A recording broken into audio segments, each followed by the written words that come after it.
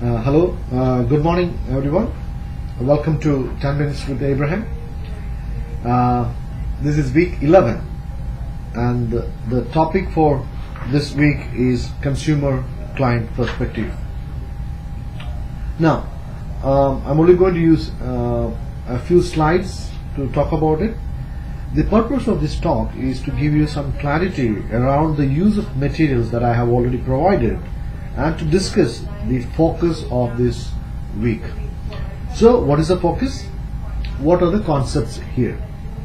If you look at the literature and the PowerPoint presentations and the materials that I have already uploaded, you would find that the key point that we are trying to understand is about the lived experience of the people who are experiencing mental illness.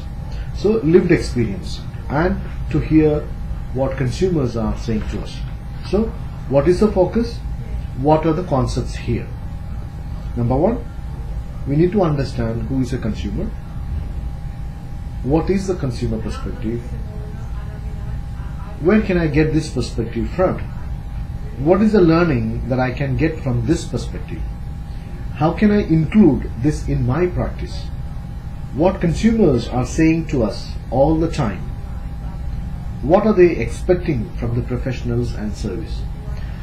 That's what we want to really understand from this unit. Now I'm sure the readings, the presentations and other materials that I have provided is going to help you to understand this perspective. How am I going to learn? So from the readings, the unit notes, consumer reflections provided in the unit notes, some of the YouTube videos which talk about the current perspectives on this, and of course the website, Our Consumer Place website that actually is run by the consumers themselves, that provides us with lots of information, literature, ideas around this consumer perspective. So if you haven't already been on that site, please, I strongly advise you all to look at that site and get more ideas around this particular perspective. The third thing that I want to ask is, what is the relevance? Why do I want to know all this? What's the relevance? So I think for us as students and practitioners, what is important is to hear and understand their perspective and look at from this way, what is the implications of this in my practice? How am I going to embrace this idea? How am I going to put this into practice? Looking at some of the practical ways of involving consumers and carers in my practice, and especially from the health sector, I can share with you that the government has been very proactive in this, and they have invited members, consumers to be on the interview panels. They have also invited members to be in the mental health system as support workers, peer educators.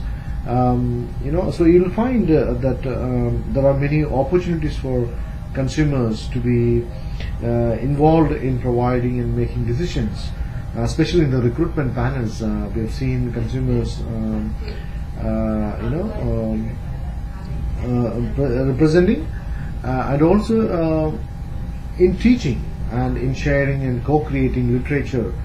Consumers are involved, and they do share some of their practice wisdom with the students. Sometimes I also used to invite the consumers into my classroom. Unfortunately this year I couldn't do that, but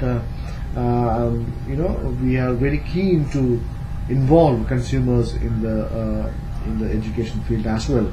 And especially if you look at the study guide that we have prepared for this particular subject, we have actually consulted the consumers to get their views, and they have been incorporated in this particular subject. So for students, it is very important that they read the reflections and comments made by the consumers to get a deeper understanding about this subject. Now, what do we mean by consumer perspective? It is an idea that developed out of a collaborative consciousness and political solidarity that grew from the consumer survivor movement and provides a way of looking at the world from the point of view of a group that has been marginalized and discriminated against. So that website again will take you to that particular idea there. It is also about recognizing that the lived experience of mental illness provides a crucial source of insight that is of value and must be respected. Our consumer place believe that we are part of an important cultural shift towards valuing and respecting the lived experience of mental illness. So this particular site that I was referring to gives an emphasis about the importance of valuing the lived experience and how that can be done. So in this particular perspective is about belonging and reclaiming the citizenship using the language and terms defined by the group itself. I would ask you to look at the readings and the links that I have provided you. That's very important. But just drawing your attention back onto the subject matter, that's social work and mental health, reflecting on the contact with social workers over time, what has worked, and based on the discussions with the consumers of mental health services in the Townsville area, a few things have come out, and I thought maybe it's important that I highlight them.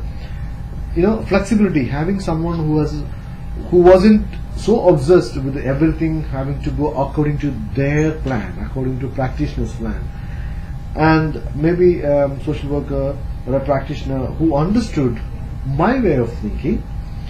I needed someone who would let me talk without just diagnosing me. I wanted to be treated like a human being, not just like a walking zombie.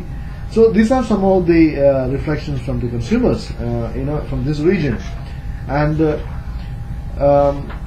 what didn't work so well, at the end of the day, she was on the other side of the medication, and I felt like a silly child for not wanting to take it. So I think these are already in your unit notes, so please look at that. The other one, there's no contact after hours. The only option is hospital, and they won't even admit you if you're dying. Some comments, good to look at them. I would like more social workers on weekends and at nights. That's when it really gets bad. Waiting lists, of course, there are waiting lists everywhere. What do you wish workers would pay attention to and why? And I think they have responded this way. Keep us in the loop all the time. And I think this has come up again and again. The consumers are saying that keep us informed, keep us in the loop all the time, because some people don't tell us what the doctors are saying, and that's off. I hope that they pay attention to all the bits about including consumers, but really including them, not just sticking them somewhere. So keep fighting for us, keep fighting for change. We can't do it ourselves. And I think these are two important points for social workers. That let us listen, let's keep them informed, keep them in the loop, and of course, keep fighting for change. And I think that's one of the key roles of social workers. We really want to make change, not fight, but keep fighting for change, because the consumers are saying that we can't do it ourselves. We need some support, and I think social workers can provide that support in that area. Now, from the website, I found that there are three important things that they are asking. Many consumers report three things that they believe make a good case manager. Of course, one is a personal quality, that is personal qualities of empathy and humility. A person who loves his or her work, does not have compassion fatigue, and is committed and reflective, moves through the world confidently, and has good quality supervision from the experienced staff. In the recent weeks, I have been talking about three C's in social work education in mental health. Number one is competence, number two is confidence, and of course I talk about compassion. And of course this is still in the infancy stage of my research, and to see whether we need to incorporate compassion as an important concept in our professional practice. I would like you all to look at Stanford University website to see how they are actually talking about compassion in their work. Now, going back to the second point, someone who is here to stay. Distressed consumers working with distressed case managers is a recipe for something to snap. So what the consumers are saying is that we want someone who is really committed, and someone who is really going to stay. And of course, the third one is good management. They want, the consumers are saying that consumers need managers to be accessible, able to relate to consumer experience, and realistic about what does and should happen under their watch. So in terms of the management, what they are saying is they really want somebody who is able to understand the consumer perspective and then able to work with them. So three things consumers are saying, that they need people who are really having good qualities, someone who can stay, and a management that they are able to listen and understand and incorporate these values in the system. So this particular week's readings have been quite powerful. Three important sentences that comes to my mind: nothing about us without us, experts by experience, and lived experience. I would ask you all to reflect on these three aspects and review this and see what are the practical implications for you. And I really don't want to give you more inputs here, just to summarize here that this week is very important in understanding and exploring the ideas of the lived experience of people with mental illness, and as social workers, what are our responses?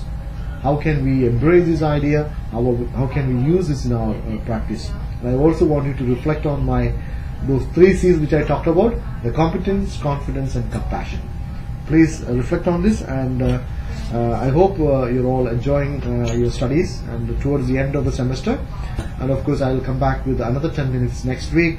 Thank you for listening to this. Thank you so much. Bye for now.